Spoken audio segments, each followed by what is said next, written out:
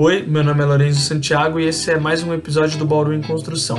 O Bauru em Construção é um programa do Jornal 2 feito para essas eleições municipais de 2020. Toda semana a gente vai conversar com algum membro da sociedade civil para falar sobre alguma área de atuação do poder público nos próximos 4 anos. Hoje a gente vai falar sobre educação. A educação em Bauru vive uma situação complexa. São cerca de 20 unidades de ensino entre ensino fundamental e médio que tem diversos problemas que a nossa entrevistada de hoje vai aprofundar e vai contar pra gente. A gente conversa hoje com a professora do ensino fundamental, Léa Matosinho. Ela é professora há 20 anos no município de Bauru, da rede municipal, e conta pra gente hoje como que é a situação do ensino da rede municipal de Bauru e dos principais desafios que vereadores e o prefeito vão enfrentar nesse quadriênio 2021-2024.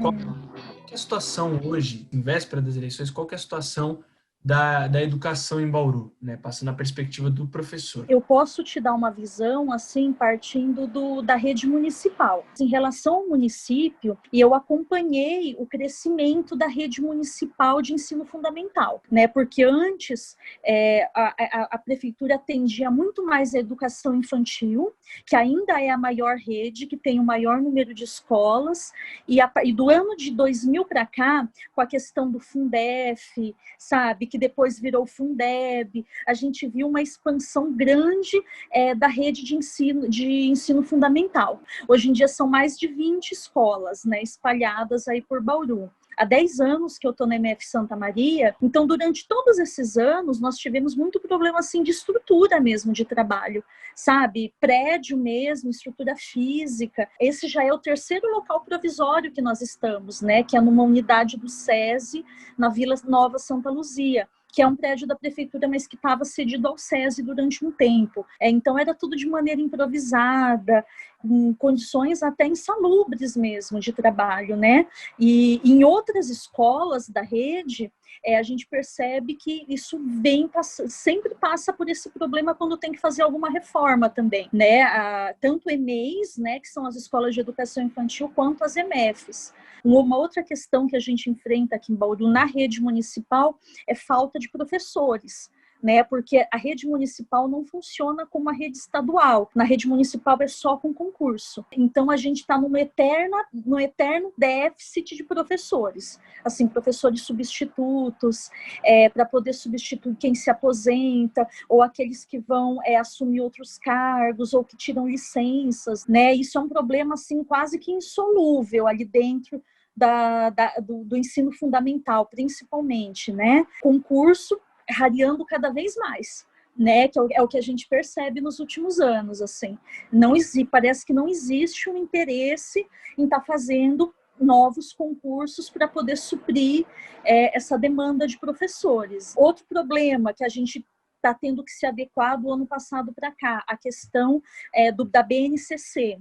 A BNCC é uma base nacional curricular, né, que foi implementada em 2018, né, foi aprovada no Senado, é um documento federal para poder alicerçar os currículos, né, estaduais e municipais. Então, nós somos um sistema autônomo que tínhamos um currículo próprio, né, que foi formado ao longo de anos, né, com a participação de professores, com a participação de profissionais da Unesp, né, dentro de uma linha de pedagogia histórico-crítica. E do ano passado para cá a gente teve que mudar esse currículo para poder adequar a essas exigências da BNCC. Então, isso tem sido uma coisa um pouco problemática para a gente também, porque o nosso currículo não deu para ser totalmente adequado. Algumas coisas a gente conseguiu adequar, né, aquilo que previa essa nova diretriz nacional, a linha pedagógica, né, que a gente sempre teve na prefeitura municipal,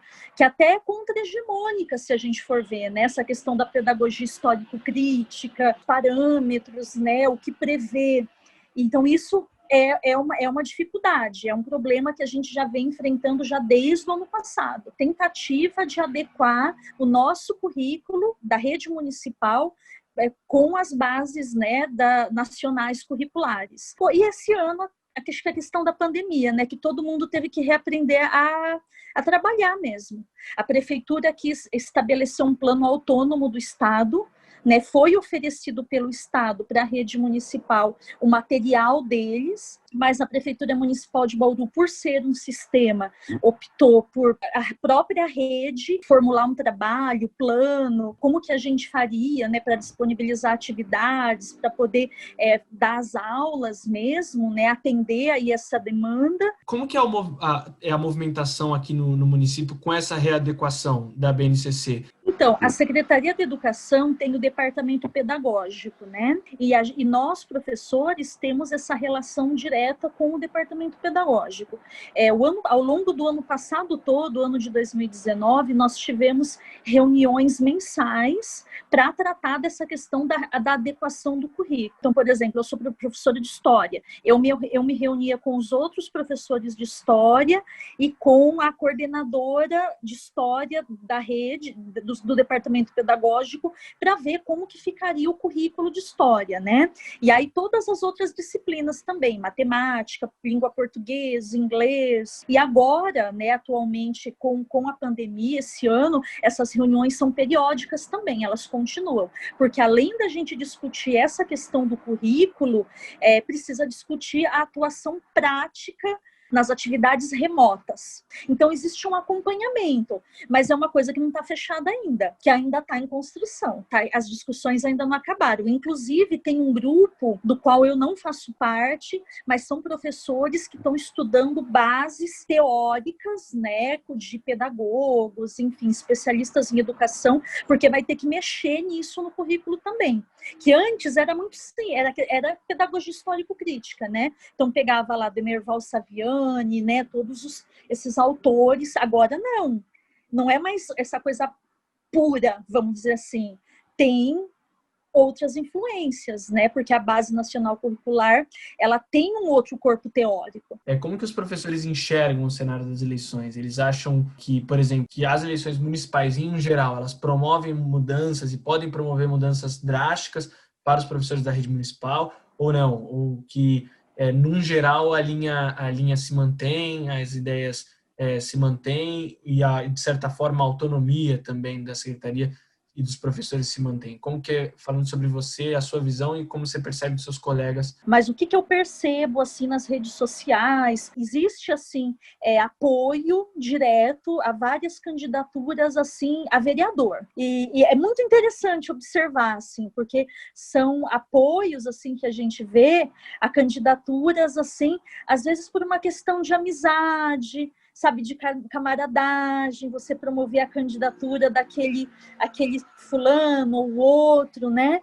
E eu acho muito interessante e até assustador, porque às vezes são candidatos assim que vêm por partidos que já prejudicaram muitos professores, sabe? Que já prejudicaram muito o funcionalismo público, que você vê que não tem um compromisso com a manutenção e a melhora do atendimento público, sabe? E eu não sei, assim, às vezes o que talvez leve esses professores a apoiar essas candidaturas, talvez seja a questão da amizade mesmo, de você conhecer o fulano, sabe? De você achar que o outro é uma boa pessoa, e eu não sei, e não enxergam muito o contexto em que esses candidatos estão envolvidos, sabe? O partido, o grupo político do qual eles fazem parte, né? E no caso, para prefeito, eu acho muito complicado, porque eu não tenho visto nomes sendo promovidos. Assim, eu percebo que na rede municipal existe um descontentamento muito grande com essa atual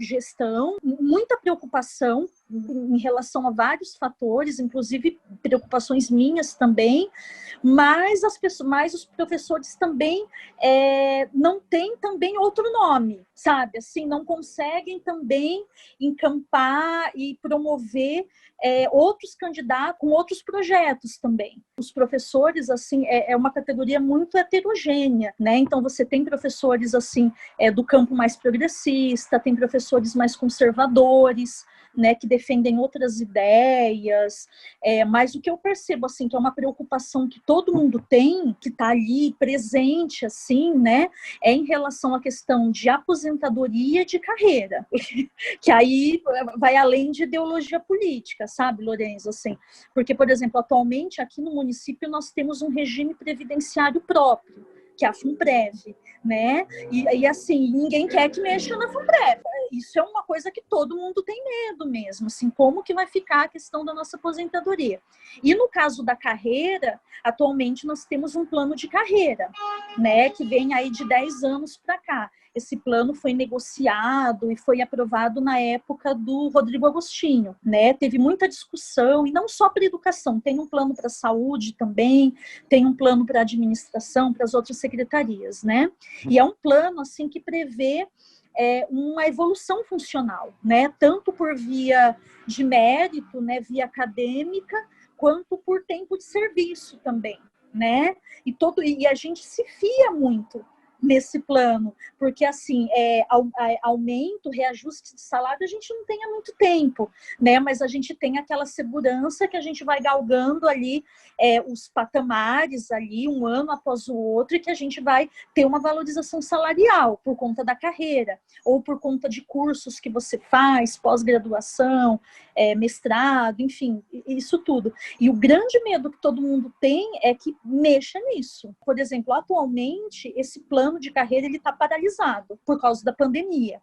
Tem um decreto de junho que foi assinado, né, que toda essa contagem de tempo de serviço para fins de mudança de nível e de tudo que envolve dinheiro vai ficar paralisado até dezembro de 2021. E tem muita gente que se sentiu prejudicada por isso, porque já estaria mudando de nível esse ano. Assim, na minha opinião, é sempre pender para um lado, assim, de candidatos, e não só prefeito, mas vereadores também. Eu acho que as eleições legislativas são super importantes, que tenham essa sensibilidade, assim, e esse senso de consciência em relação ao funcionalismo público mesmo, de valorização, para que a gente possa fazer o melhor trabalho possível, atender a comunidade, né, do jeito que se deve, né, com recursos, com condições, né? Outro fantasma aí que está na cabeça de todo mundo é essa questão da reforma administrativa, porque hoje nós temos avaliações anuais, né, de desempenho, tudo, para garantir aí um bom funcionamento, né, em todas as áreas, na educação, né, na administração, tudo. E aí, no futuro, como que isso ficaria? Sem a estabilidade, né? Sem você ter essa segurança para trabalhar e para desempenhar o seu papel, né? Nós somos servidores públicos, né? Aí, se essas regras mudassem, a gente passaria a atender quem? Né? Os interesses de quem? Então, essa questão da reforma administrativa, eu sei que é algo que assusta muitos colegas, né? Muita gente, e que também não depende só do nível municipal, né? Isso é algo que está em escala federal. Num geral, mesmo essas candidaturas mais liberalizantes, mais do campo da direita, elas têm, em Bauru, dois apelos grandes, né? Que é o funcionalismo público, claro, porque é um eleitorado grande, né? E falando na educação, sobre alguns projetos específicos, sobre escola em tempo integral e reforçar a ideia, algumas delas, reforçar a ideia do Fundeb. Então, tipo, de investir no Fundeb. Quais que são as saídas que você enxerga, mesmo dentro desse campo, assim, mesmo num cenário que Bauru tem uma eleição mais enviesada para a direita, de candidatos que vão fortalecer a educação e de que vão se preocupar realmente na educação, na sua visão? Como que isso se dá em Bauru? Você enxerga que isso possa existir mesmo ou você acha que é uma ideia meio vazia, assim, que fica mais nos planos de governo e que menos se executam mesmo? O que eu noto, assim, é que a maior parte dos candidatos, né, eles conhecem muito pouco como funciona a rede mesmo, né, a rede municipal de ensino, como ela está dividida, como ela está organizada, né, eu noto um desconhecimento muito grande, né, por exemplo, eles ficam falando em ensino integral. Na rede que a gente tem hoje, isso é completamente inviável, né, existe uma educação integral no infantil, né, que são aquelas EMEIs que são integrais, que aí são conveniadas, em que a criança ali fica o dia todo, mas aí é algo muito específico para atender uma realidade assim das mães que trabalham. E nem todas as EMEIs são integrais, algumas são, outras não. Por exemplo, no fundamental, a gente não tem espaço físico para isso. Né, a demanda de alunos é muito grande, isso assim, isso é vazio. Isso é o tipo da proposta vazia, que para a gente ter realmente educação integral no município de Bauru, no estado de São Paulo, nossa, seriam assim décadas de construção, eu acho. O número de vagas sempre fica aquém da demanda, né? Então a gente tem uma impossibilidade física mesmo, né, estrutural de implementação disso. Em relação ao Fundeb, não tem como fugir mesmo. Esses candidatos eles têm que se informar sobre o que né, que muitos não sabem, né, ou tem uma vaga ideia do que seja, aí eu estou falando tanto de vereadores, né, quanto dos candidatos à eleição majoritária, saber qual é o papel do município no Fundeb, né, porque uma parte grande dos recursos é municipal. Né, uma parte é municipal, uma parte é estadual e uma parte menor vem da União. Né, que esse ano havia toda a discussão, né, de aumentar os recursos da União e não aumentou como deveria, aumentou pouquíssimo. Né? Mas, por outro lado, houve a garantia de colocar o Fundeb na Constituição, né? E nesse sentido aí houve acordo, tudo, Congresso, tal, e se conseguiu, então, uma institucionalização do Fundeb, né? E eu acho que é importante, sim, esses candidatos, eles têm que se informar sobre o que né? Sobre qual é a porcentagem de dinheiro que tem que colocar, sobre como os recursos são geridos, né? Tem o Conselho do Fundeb, que se reúne também, todo mês se reúne para prestar contas, para ver como que funciona, né? Onde o dinheiro vai ser gasto, praticamente tem que dar assinatura ali, é um conselho deliberativo e também é um conselho ali para poder, assim, vigiar mesmo, né? De fiscalização mesmo, né? Do gasto desses recursos. E aquela coisa, assim, hoje em dia eu acho que mesmo, aqui em Bauru, eu acho que a eleição vai acabar tendendo para esse campo liberalizante que você falou, assim, né? Muito, assim, eu acho muito triste, mas eu acho que os candidatos, assim, do campo progressista têm pouca chance. E isso vai ter que estar na pauta deles, assim, não tem como fugir, né? É um volume de dinheiro muito grande, né, que é direcionado para a educação. Hoje a educação aqui em Bauru praticamente está totalmente dependente do Fundeb, né? É uma coisa assim, até para salário, para tudo, sabe? Não tem como fugir dessa discussão, e eles têm que saber como funciona o conselho também, para poder ter um diálogo assim, o melhor possível, né, entre a Secretaria da Educação, entre a administração com o conselho, né, deliberativo ali de fiscalização. E aquela coisa, essa realidade aqui em Bauru é a realidade do Brasil. A gente está vivendo nesse momento em que o discurso é austeridade. Até existe aí alguma tendência de precisa derrubar o teto de gastos, não sei o quê, mas todo mundo, a palavra de lei é enxugar recursos, e são recursos muitas vezes fundamentais, né? Uma outra coisa paralela que a gente percebe também é um discurso no sentido de menosprezar a atuação do funcionalismo público,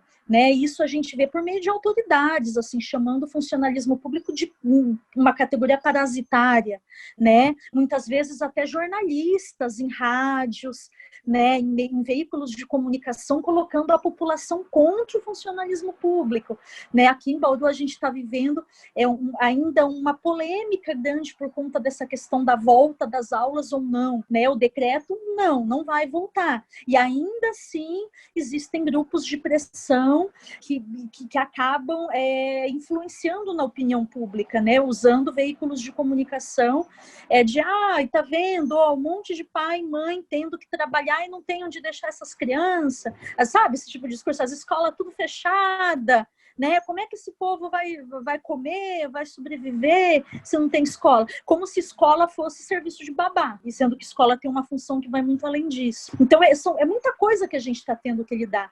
Eu, pessoalmente, acho que vai ter transformação, sim, dentro da estrutura de funcionalismo público. A gente não vai passar ileso, não tenho, assim, a menor ilusão, né? E precisa ver como é que isso vai ser feito. Precisa ter resistência, precisa ter diálogo também, precisa ter uma visão de futuro, no sentido de você não desmanchar estruturas que, bem ou mal, já há algum tempo está funcionando. Por exemplo, aqui em Bauru nós temos a Secretaria Municipal de Educação, o Departamento Pedagógico, todos os departamentos de divisões. Isso tudo é uma estrutura pública, né, que rege aí a educação municipal. No estado você também tem isso, né? Nível federal você também tem. Então, querendo ou não, existem aí muitas instituições que fornecem para a população o mínimo que a população merece, que é a educação básica. E como que você, de repente, em nome de cortar custos, você faz um desmonte dessas instituições? É muito complicado, assim, porque ele só vem esse discurso do corte você vai economizar não sei quantos bilhões em 10 anos, em 20 anos, mas existe toda uma máquina que está ali, funcionando. E a situação das pessoas né? que estão ali lidando com aquilo diretamente, né? A situação dessas pessoas é impactada por esse corte. E a gente sabe, assim, que esses cargos não vão ser extintos, não vão ser. Então, tipo assim, no futuro não tem mais concurso público. Quem são as pessoas que vão ocupar esses cargos?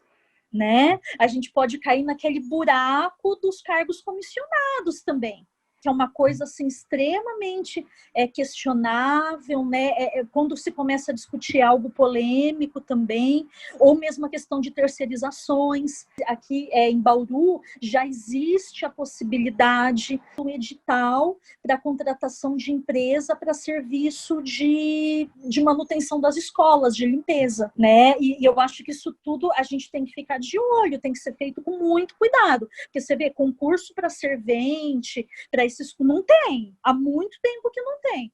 Mas aí quer contratar a empresa para isso? Aí o que eles alegam? Que seriam contratos menores, por exemplo, contratar para 3 meses, para 6 meses, para suprir uma demanda específica. Por exemplo, aqui no caso seria a questão da pandemia, da volta às aulas, né? Que para seguir aquele documento lá de biossegurança precisa de muito mais funcionário do que a gente tem hoje, para garantir a limpeza ali, a desinfecção das salas de aula.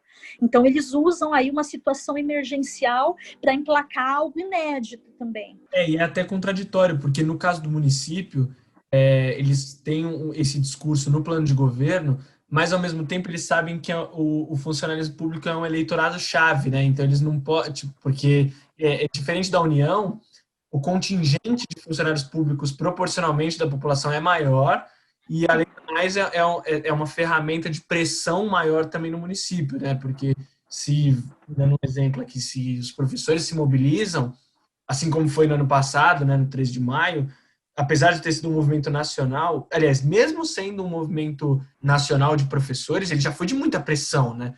Então se vocês pensar ainda mais no microcosmo do município, isso ganha potência ainda mais, né? Então eles sabem que é um eleitorado-chave. É engraçado que os planos de governo têm até essa contradição. Eles falam em enxugar a máquina pública a todo instante, só que aí quando você vai ver as propostas para cada área, ele fala valorizar o funcionário público. Ou enxuga ou valoriza. Exato. Então, não sei. são planos de governo até contraditórios. Você vai lendo, você fala qual é a ideologia que está seguindo no final, né? De cabeça, de cabeça. Você quer um plano de governo mais para fortalecer o serviço público ou para enxugar ele? Palavras, né? Desburocratização. Vago, parece uma né? coisa muito boa, né? Mas o que vem por trás disso, né? Exato. Enxugar a máquina pública, né? E a gente tem que ler nas entrelinhas, né? Aqui em Bauru é muito interessante, porque tem uma quantidade de funcionários da prefeitura imensa, né? Querendo ou não, é um eleitorado decisivo, vamos dizer assim. E nenhum desses candidatos assim é bobo a ponto de começar a falar isso, falar aquilo e sair ileso, né? Na última eleição a gente viu o que aconteceu com um dos candidatos, né, que foi para o segundo turno aqui em Bauru. Você deve se lembrar que começou a falar muita coisa polêmica em relação ao funcionário. Perdeu.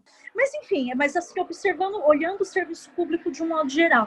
Eu sou a favor de um serviço público de qualidade, né? E eu acho que você tem que ter estrutura de trabalho e você tem que ter bons funcionários, né? Eu sou favorável a essas avaliações que ocorrem anualmente, de você realmente mostrar a qualidade no seu trabalho. Eu acho que isso tudo é louvável, é interessante, é favorável mesmo, né? Para que a gente consiga melhorar a qualidade, né? Por exemplo, da educação nas escolas municipais, do atendimento, sabe? Eu acho que é importante, sabe, o funcionalismo público não ficar numa vala. Eu acho que você precisa ter um padrão de qualidade.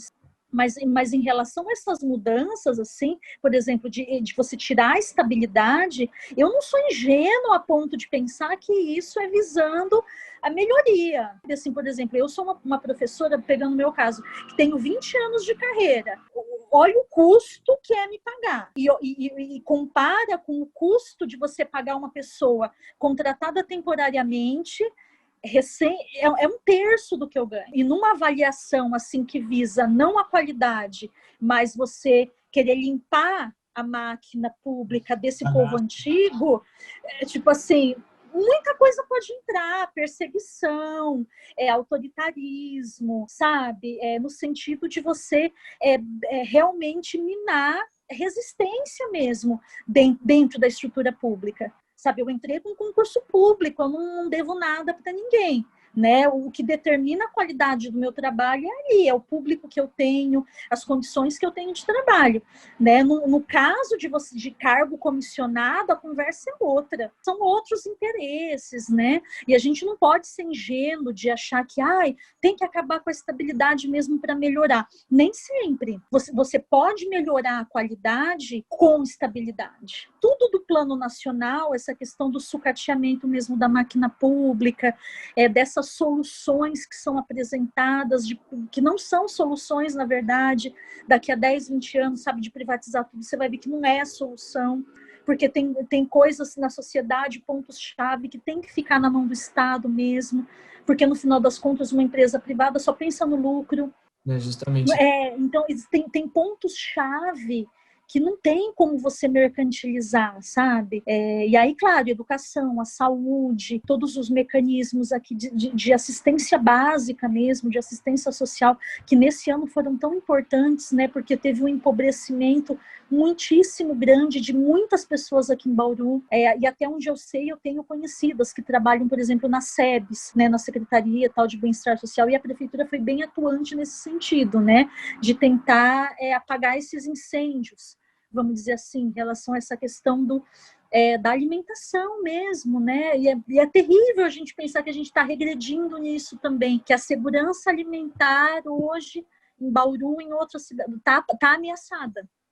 Né, a precarização do trabalho, nossa, é tanta coisa, sabe, de você ter aquele monte de gente que fala, minha vida vai mudar em quê? Não, e eu tenho colegas professores que estão com esse ponto de vista, sabe? Assim, nossa, eu acho que isso é a pior coisa. Porque às vezes, quando ainda você tem uma outra pessoa que tende mais ao campo conservador, às vezes você ainda conversa, argumenta. É uma pessoa que está interessada minimamente em política, né? Pelo menos. Ela está se politizando de alguma maneira. Né? Por exemplo, todo mundo só fala muito mal dessa polarização. Realmente, polarização é um negócio complicado de lidar. Eu mesmo não tendo a nenhum extremo, assim.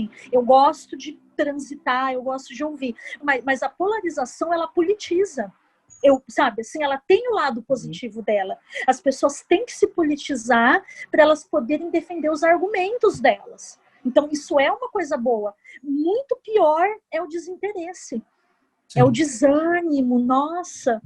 Aí, contra isso, não tem o que você falar. Você vai argumentar o quê com uma pessoa que fala, eu não vou não, a multa é R$3, sei lá quanto custa a multa E para mim isso é uma coisa que não entra, né, no meu coração. Por exemplo, mesmo que aqui em Bauru você não tenha um segundo turno com os candidatos que eu gostaria, ainda assim você vai ter 2 fulanos lá, né, que não são de um campo com o qual eu tenho simpatia. Mas o que elas propõem? Qual que é o viés de cada uma? Qual que é o histórico político de cada um? Que às vezes, né, isso faz diferença, assim, quando você começa a esmiuçar ali, né? Só pedir para você comentar, assim, a sua visão mesmo sobre como as eleições elas podem ser um cenário de mudança para a educação no município.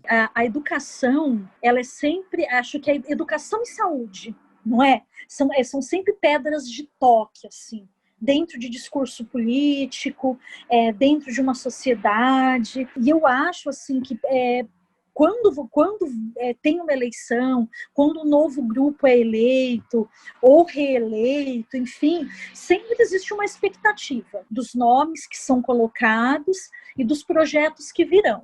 Eu acho que uma coisa positiva, que eu não sei se é a eleição que vai legar para a gente, mas que a eleição na esteira da pandemia é essa questão, por exemplo, da tecnologia da informação.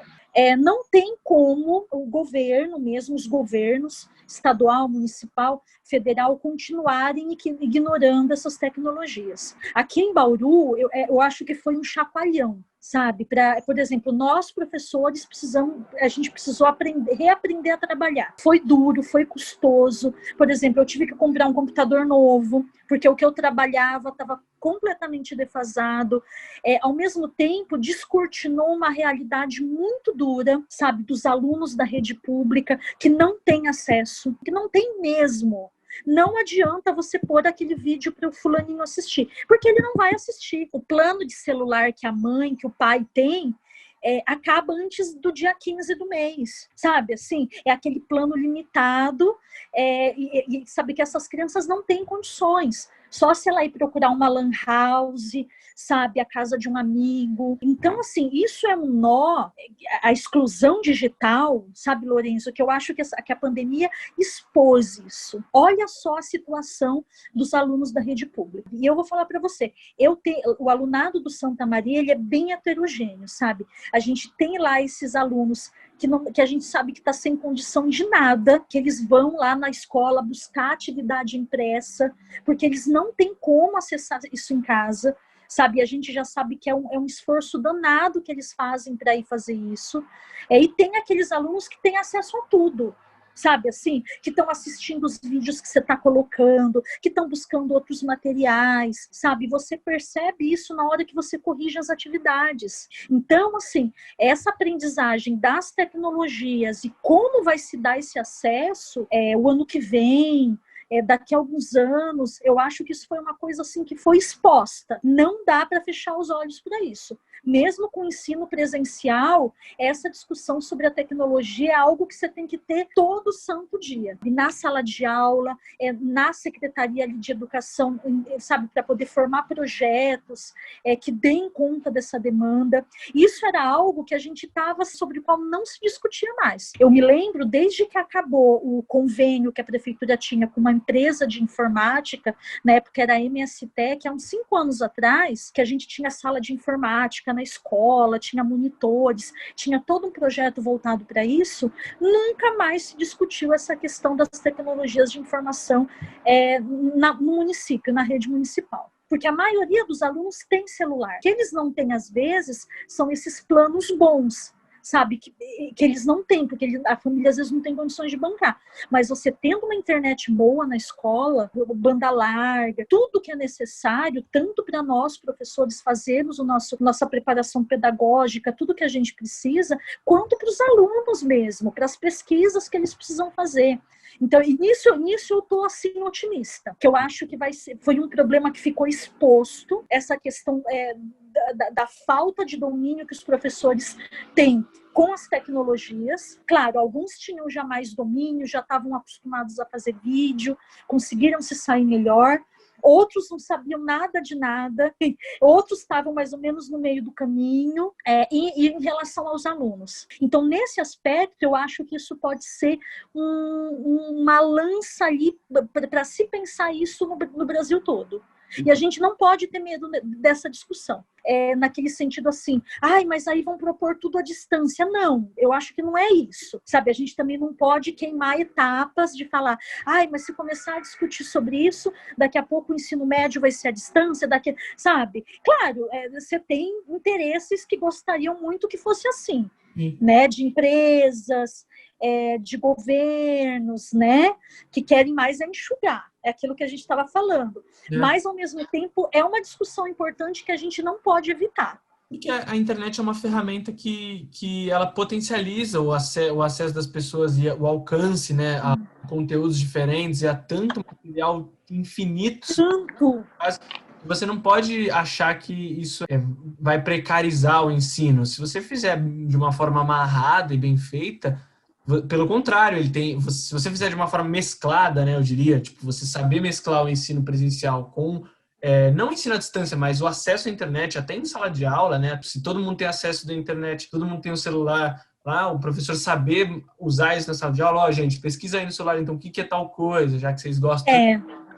Fazer essas coisas, tipo, saber mesclar o ensino é uma coisa que potencializa, né, das pessoas e o alcance a materiais infinitos. Porque realmente a gente viu durante essa pandemia acontecer de uma universidade aí muito grande, particular, que sugou os professores no primeiro semestre, que elaboraram vídeos, um monte de coisa, e no segundo semestre demitiu todo mundo. E eu tenho professores que têm esse medo, dessa coisa de a tecnologia vai me substituir, porque você precisa de um professor para uma sala de aula e um tutor de EAD dá conta de 500 alunos. É uma discussão legítima também. Mas o outro lado dessa discussão a gente não pode se furtar, que é isso que você falou, o papel potencializador da tecnologia ali no dia a dia mesmo, na aprendizagem, até porque você está lidando com criança, com jovem. Nossa, eu acho que passou da hora de usar mesmo a tecnologia como uma ferramenta mais efetiva. E essa discussão vai ter que sair. As escolas vão ter que dar um passo na frente disso. Sabe, é inaceitável o que ocorreu nos últimos anos. E essa é uma análise que eu faço daqui de Bauru. Eu não me lembro de ter sido me oferecido cursos, por exemplo, nos últimos anos, para melhorar as minhas habilidades no uso da tecnologia. Tanto que eu tive que aprender agora, sozinha, nessa situação imprevista que ninguém imaginava que a gente ia passar isso.